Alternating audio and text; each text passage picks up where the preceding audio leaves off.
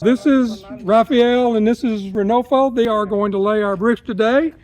Hi, so this is the process we're going to go through. Is you can see that they've already taken the bricks out and we're now putting Isaac's brick in.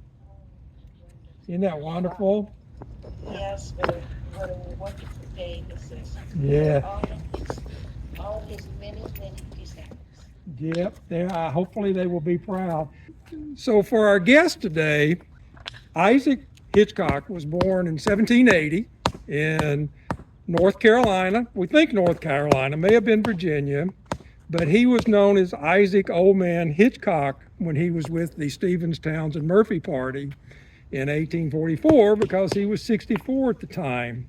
In 1798, he married Elizabeth Wheeler, and they had 7 children.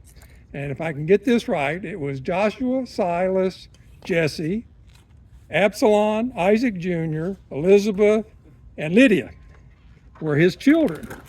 And in 1828, Elizabeth married Andrew Patterson, and they would have 6 children.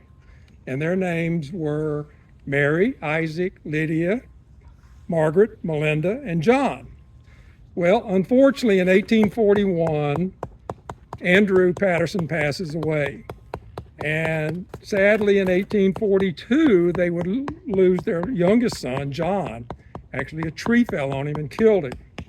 And in 1844, Elizabeth makes the decision that she's going to move west for a new life. And when her father, Isaac, finds out about this, he says, I'm not going to let her go on his own. So he joins the Stephens-Townsend-Murphy Party in 1844 also as one of the 3 guides.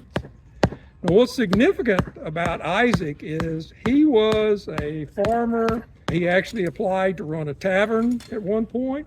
He was a fur trapper and a trader, and was believed to be in California as early as 1832, probably with the Joseph Walker Party.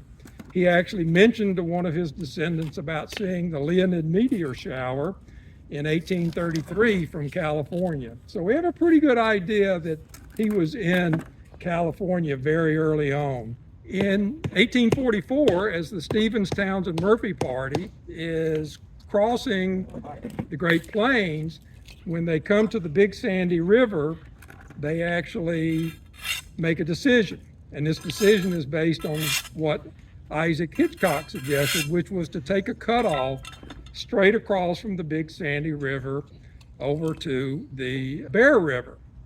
Now, he thought it was about 25 miles of travel without water, but unfortunately it was a little bit longer. But they made it, and the significance of this is that it actually saved them probably 3 to 5 days of travel time on their journey to California. Why this is important is when the Stephens-Townsend-Murphy Party reached the Sierra Nevada in November of 1844, it was already snowing. And if they had been just a few days later when they reached the Sierra Nevada, they probably would have been trapped because it started snowing even more soon after they crossed the summit.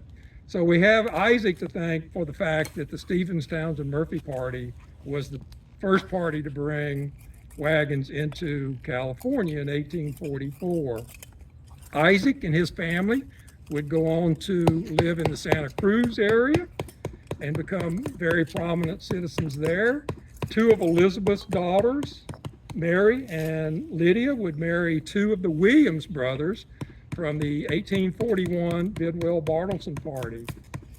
Isaac would die in 1855, and he would receive a Masonic burial because he was instrumental in establishing the Masonic Lodge in Santa Cruz in 1853.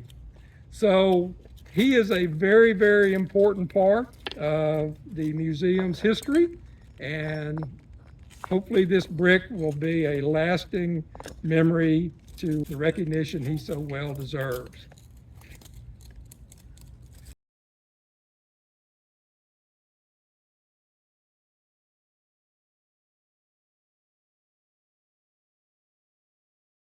you.